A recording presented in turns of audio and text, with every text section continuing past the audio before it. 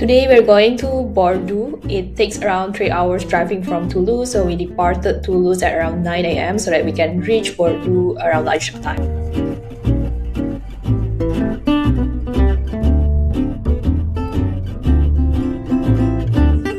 We had our lunch at a famous seafood restaurant in city center called the Cabanon Marin.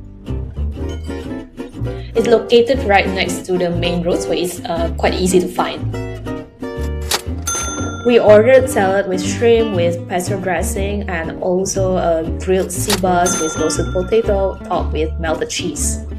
Overall taste was good and the seafood were all fresh, but I think it could have been better if they put more seasonings in it. We arrived at the restaurant at around 1 p.m. so by the time we were the only customers, but all of the staffs were all friendly and the view from the restaurant was amazing.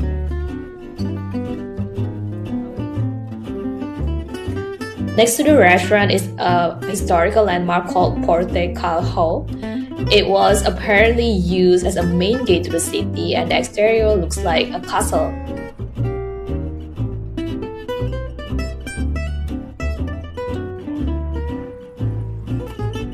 Bordeaux sits right along the Garonne River. It forms a really beautiful crescent shape that earned it the nickname Porte de la Lune, which means Port of the Moon. And right across the river is a historical landmark and also a famous photo spot called Place de la Bourse. It was built in the 1700s when Bordeaux was once a wealthy port city and it was apparently designed to showcase the city's power and elegance.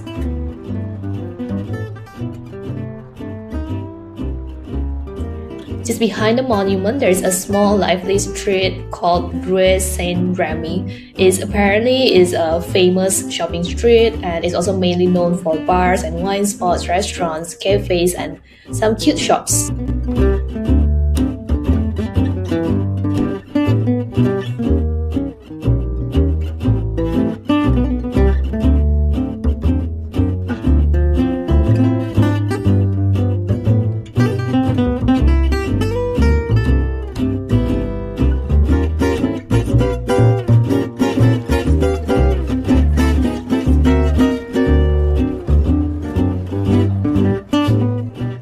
Almost the end of the winter, so it looks like some shops sell their items at a big discounted price and they put their items in front of their store. The famous French department store Galeries Lafayette is also here and they separate the male and female sections in this area. We're going to try this bakery that is famous for its Blanches. It means light, airy, cream-filled choux pastries that are crispy on the outside and soft inside. We got two flavors. One is original, which is vanilla cream filling, and the other one is chocolate cream filling. We love the chocolate flavor more because it's less sweet, but apparently chocolate filling is more famous, so you have to get as early as possible.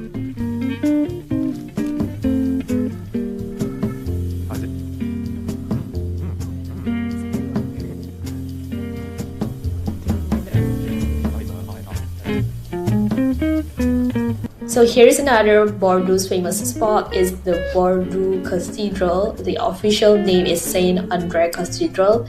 It is the main church of Bordeaux and one of the city's most important historic landmarks. If you see, the architecture is more like the Gothic style.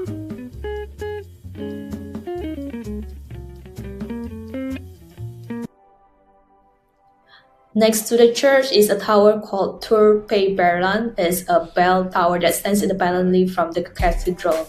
Apparently, visitors can climb the 229 steps to reach the top terrace, which offer an expansive 360-degree view of the historic city center and the river.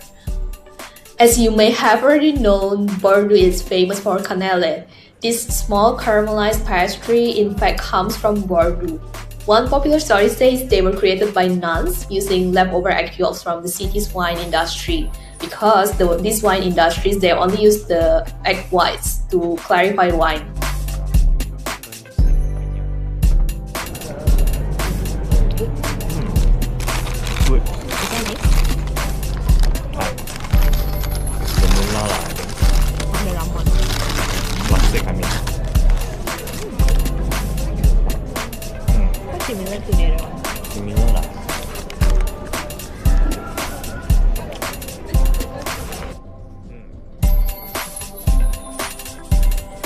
We are still full from our lunch, snacks and desserts, so we decided to just have a simple dinner at this famous crepe shop.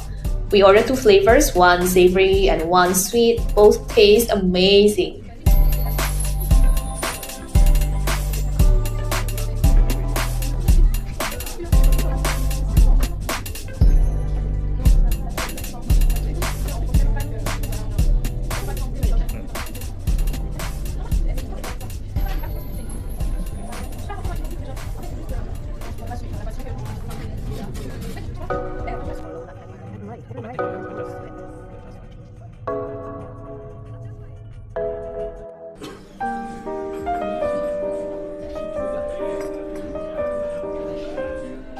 On our second day in Bordeaux, we start our day by having a coffee at Cafe Eriu.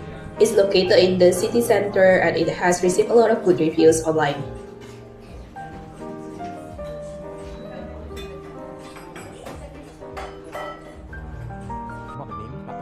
The cafe is located near to a public park and botanical garden, and there's no admission fee to enter the park. It's quite large and there's a lot of family with kids and dogs running around the park.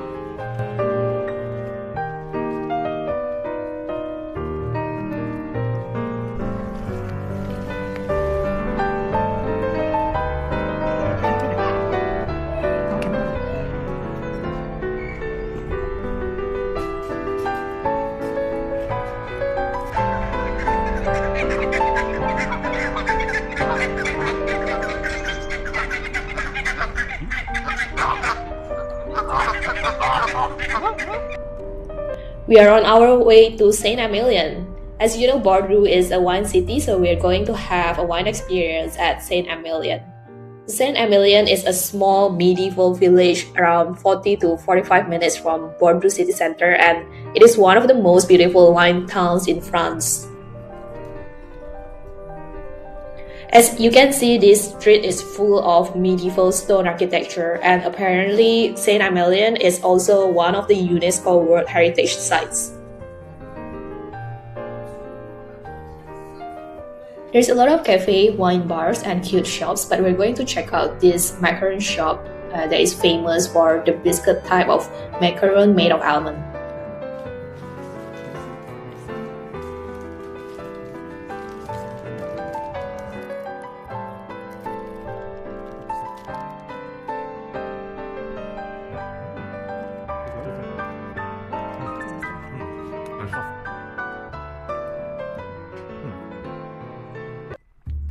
For our lunch, we're going to have French food at this French restaurant that is on a Michelin guide. This restaurant is located in one of the little streets of Saint-Emilion. It's inside one of those sandstone buildings.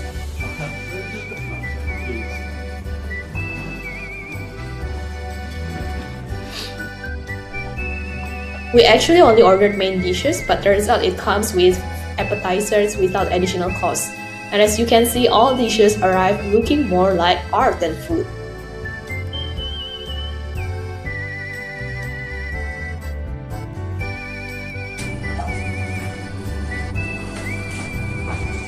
Fermented plum, and I just added a sauce of the duck which is mixed with some cans and mushrooms. Alright, joyeuse dégustation. Thank you. Thank you.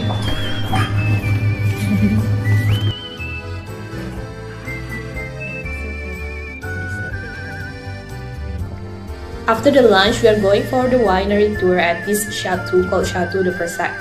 It's a guided tour in English and it's actually a group tour, but it's off-peak season, so it's just us and another couple. And in order to secure the spot, you have to book the tour online in advance. A little bit of history. So this chateau dates back to the Middle Ages and it played a role in the 100 Years' War, which is actually where the French victory over the English in the region that was signed in 1453.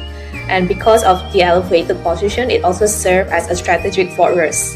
So yeah, it's not just a winery, apparently it has a real historical significance.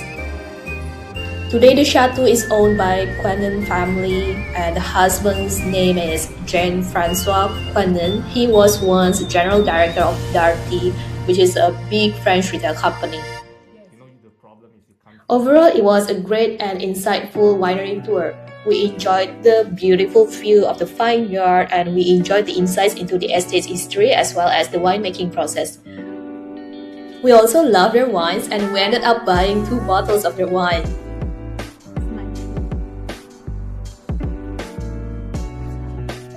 We're back in the city, and our last stop of the day is a cultural center called Darwin Eco-systeme. It's a very nice place with lots of different activities to enjoy. There are several spots where you can have food or you can have drinks, and also there are some stores where you can see some unique stuff that is only available at this cultural center.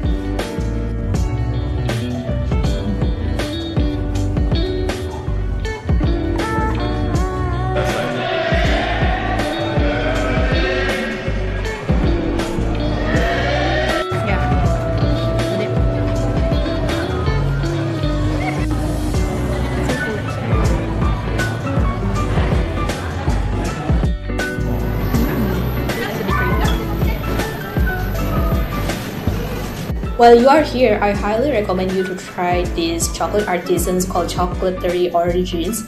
It's exclusive only at this Darwin Eco-systeme outlet in Bordeaux, and the chocolate drinks is just so delicious, and we love their chocolate bars as well, and we love the chocolate bars with coconut the most. The others is 45.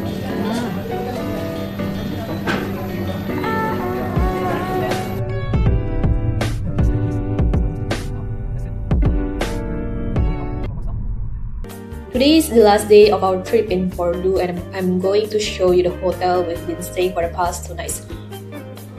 Over the past 2 nights, we stayed at one of the Mercure hotels that is located in the city center of Bordeaux, and we paid around €220 for 2 nights. It doesn't come with breakfast. It comes with 1 double bed and the basic amenities in the room.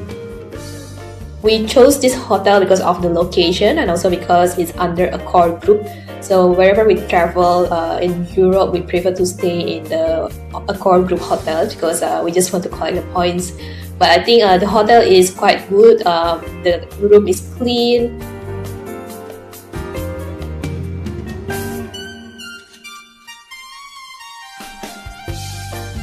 The toilet, the bathroom is all clean, and it provides the basic amenities.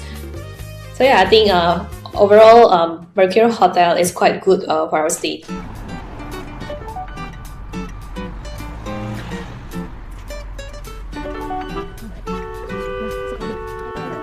To start the last day of our trip, we dropped by to this bakery shop. It's apparently one of the oldest bakery in Bordeaux. And they use a wood-fired oven to bake their sourdough, pastries, and croissants. We brought back some croissants and also some sourdough to eat at home. But you can also dine in at the bakery if you come early because this is a famous bakery shop, so it can be quite crowded. Just a few minutes drive from the bakery, there's this cafe that looks quite new, and the interior is quite nice. It reminds me of those Korean cafes, and the owners are a young British couple. While we're in Bordeaux, we're quite surprised to learn that there's a lot of cafes and shops owned by British. What I heard is that a lot of British are wine lovers, and they also are looking for a more slower and more affordable lifestyle, which they can find in Bordeaux. And apparently it's only 1.5 hour flight from Bordeaux to London. Our last stop is finally the famous Cite du Vin Museum, which literally just means the City of Wine Museum. And this is probably the biggest wine museum in France, and it's known as a high-tech wine museum with interactive displays and tastings in a curved aluminum and glass building.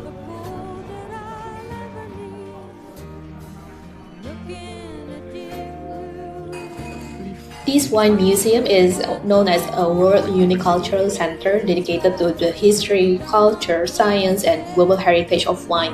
So it consists of not just Bordeaux's famous wines, but wine traditions from across the world.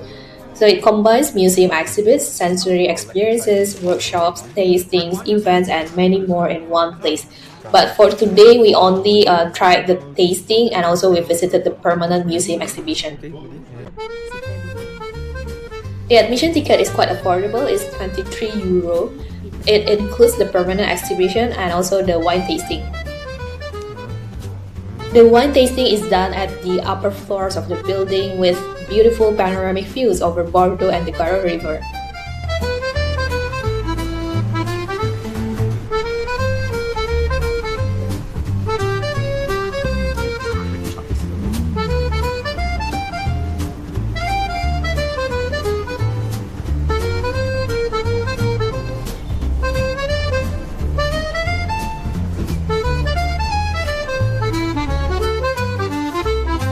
The permanent exhibition comes with an audio guide that is multilingual with English language available. It's pretty much a self-guided journey through wine history and culture. It all explained with videos, objects, interactive globes, tastings, and more.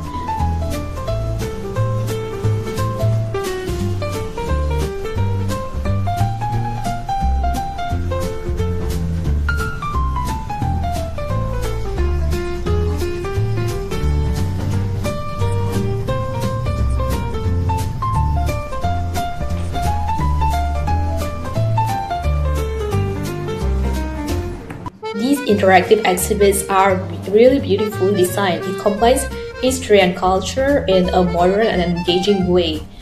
You can easily spend hours exploring and still discover something new.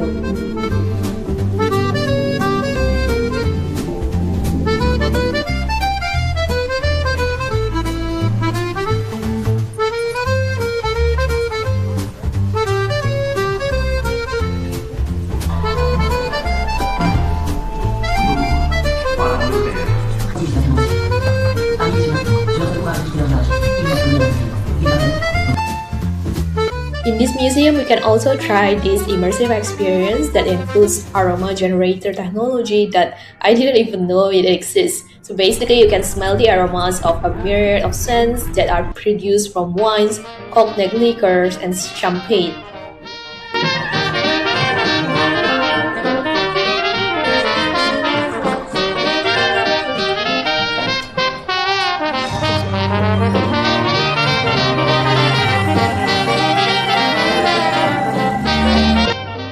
Unlike other museums in France, this museum is actually quite new.